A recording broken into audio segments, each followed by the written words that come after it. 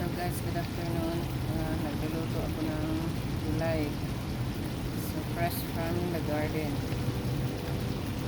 Kunting tuyo. Ano, kunting halo-halo. Yan. At nakapagbigay na ako sa aking kapitbahay.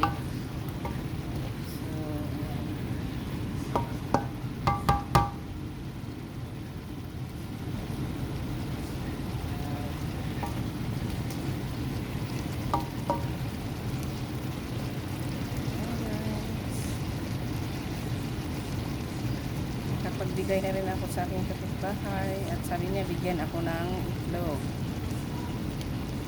So, binigyan ko siya ng yung dilaw at saka yung dalawang green. So, bali tatlo yung binigay ko. So, yan lang guys.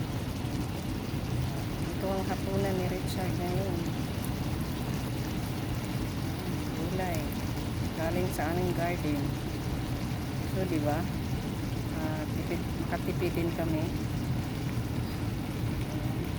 Kumukulo.